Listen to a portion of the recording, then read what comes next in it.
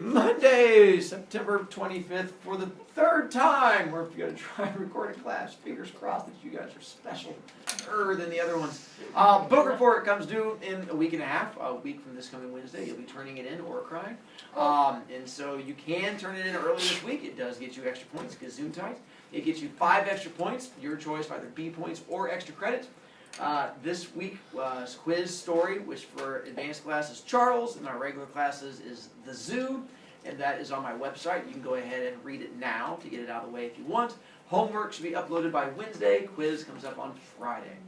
With irony, let's take a look at here. We have our definition of irony for those of you playing the home game. You might want to pause it here, like the pause button's like right there.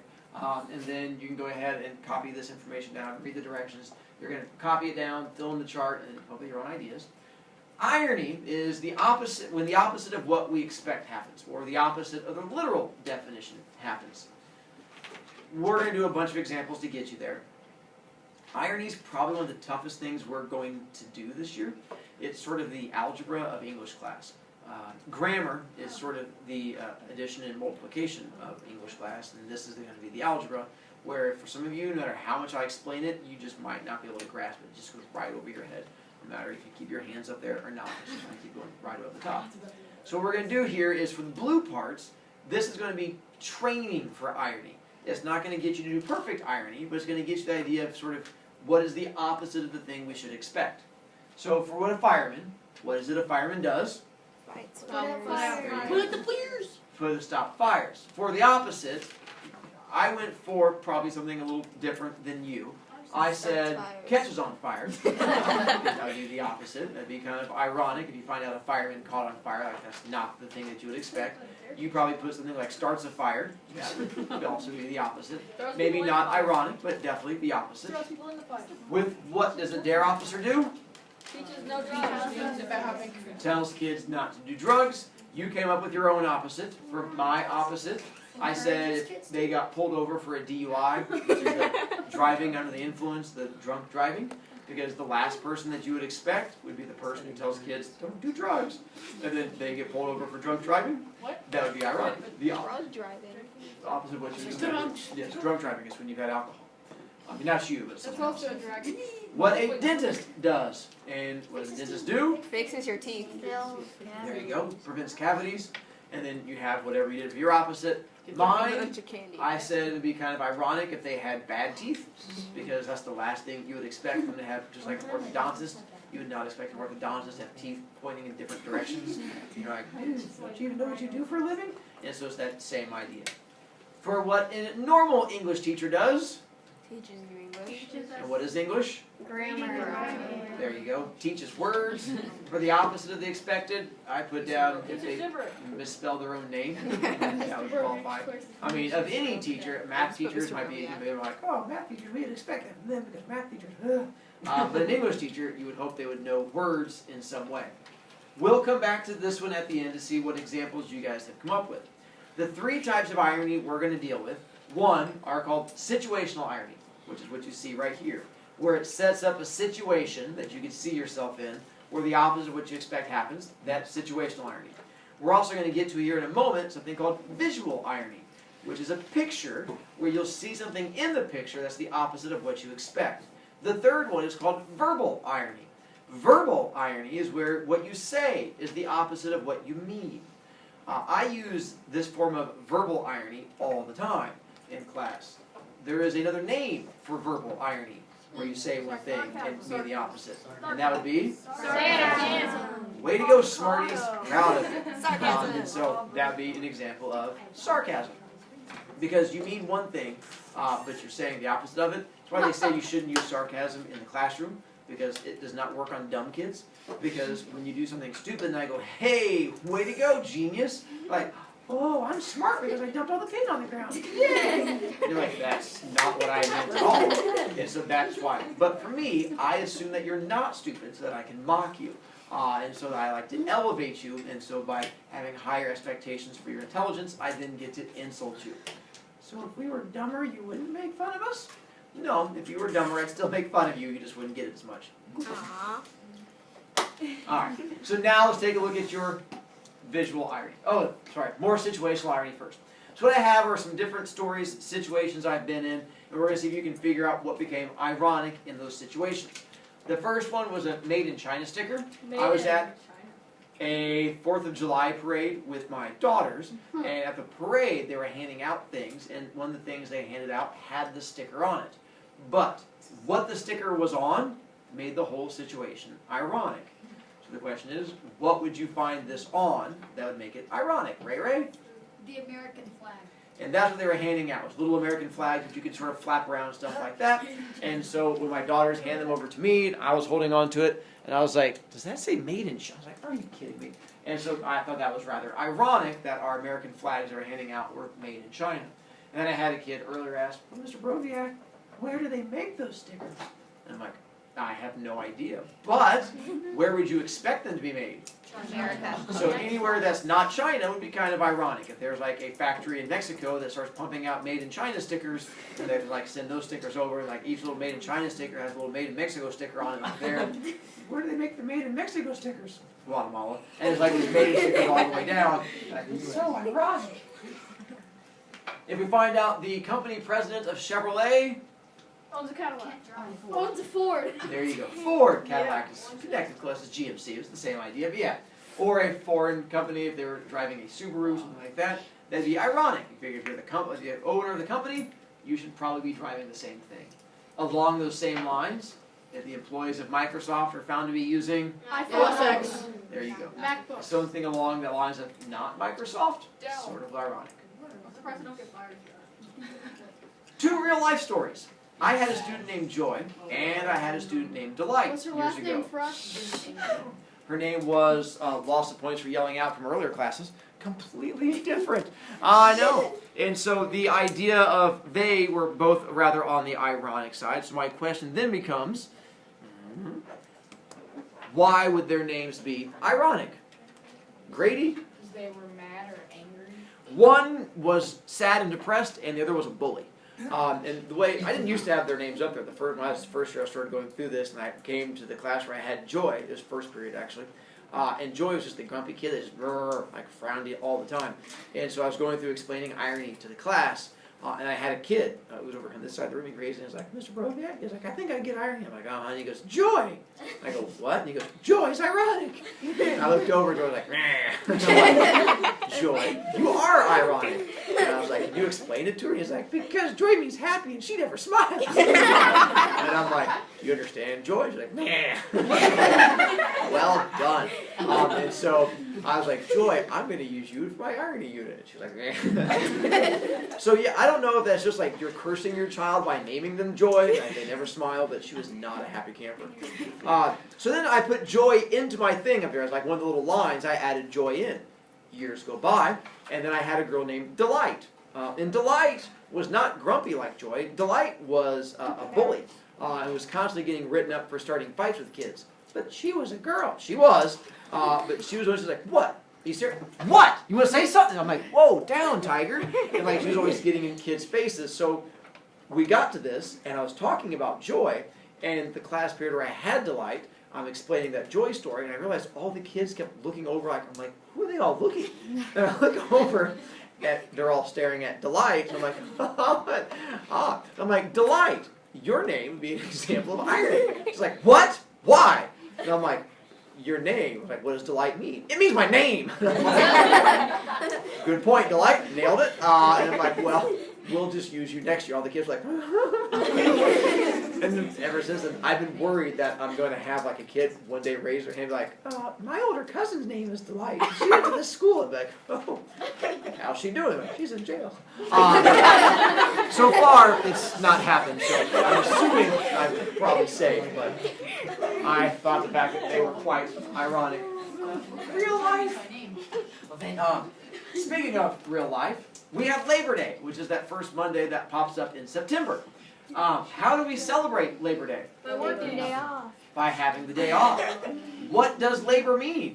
Work. It means work. So we have a day that we celebrate as National Work Day, and we celebrate it by not working at all. Oh, National Work Day, let's celebrate. It's like if it was National Smile Day and we celebrated it by all frowning at each other.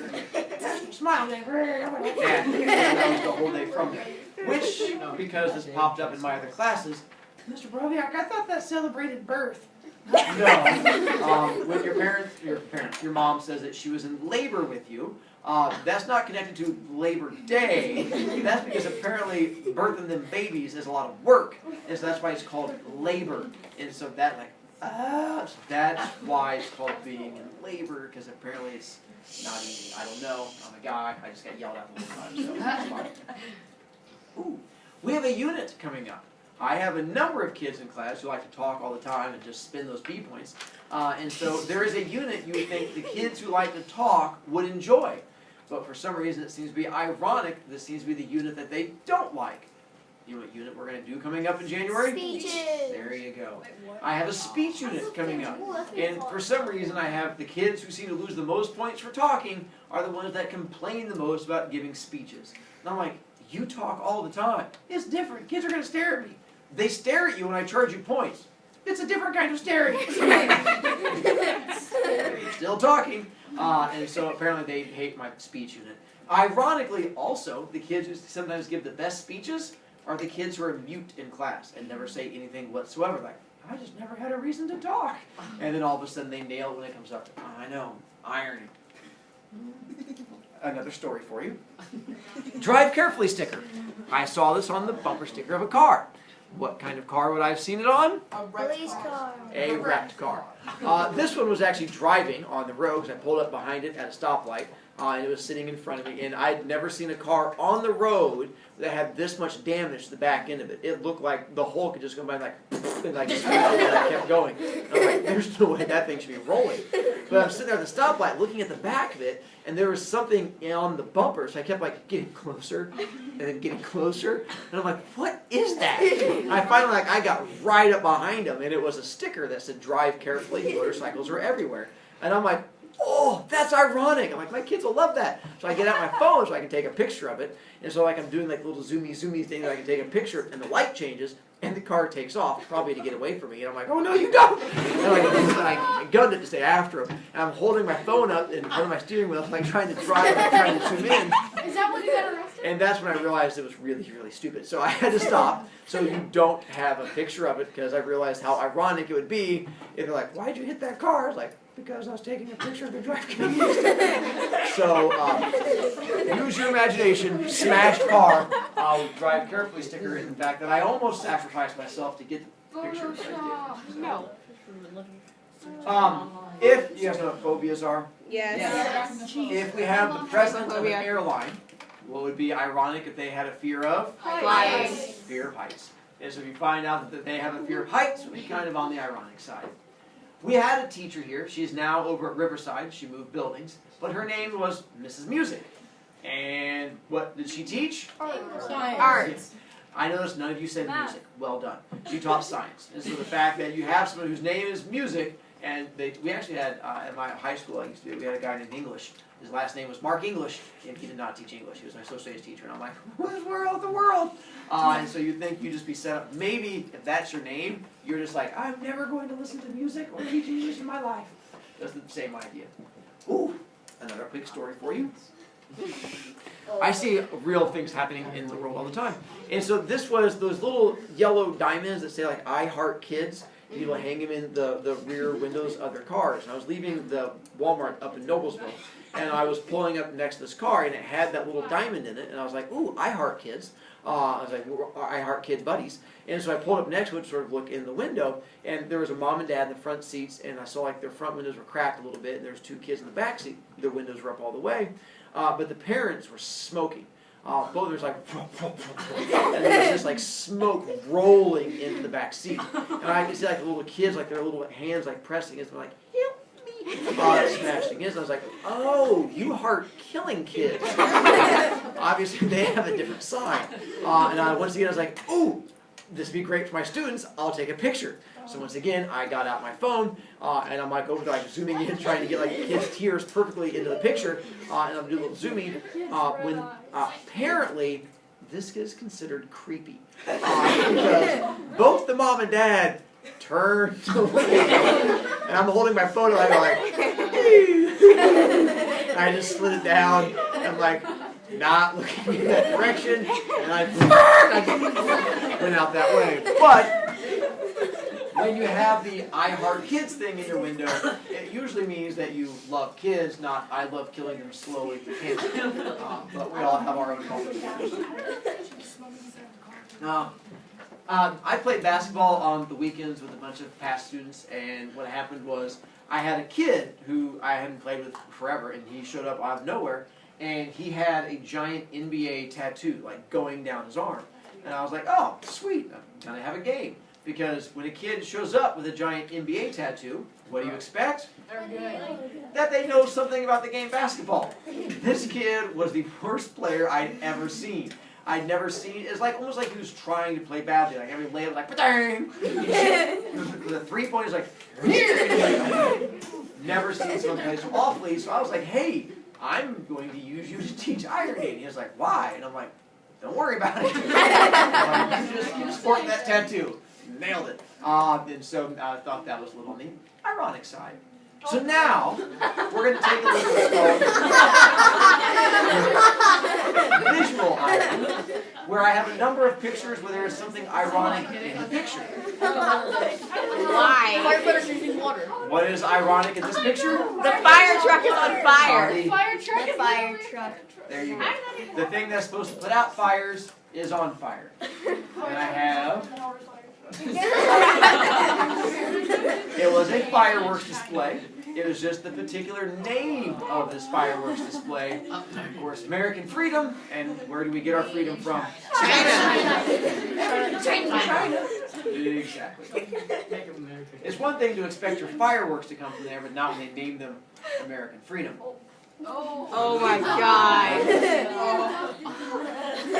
So what is this DVD supposed to train? Doggos. And what did our dog do? Now, apparently this happens more often than you might think, because I also found the chew deterrent, and the dog had chewed up. So once again, more irony for you. Did the dog die? No one's in here. No. Made in Mexico. So we have our...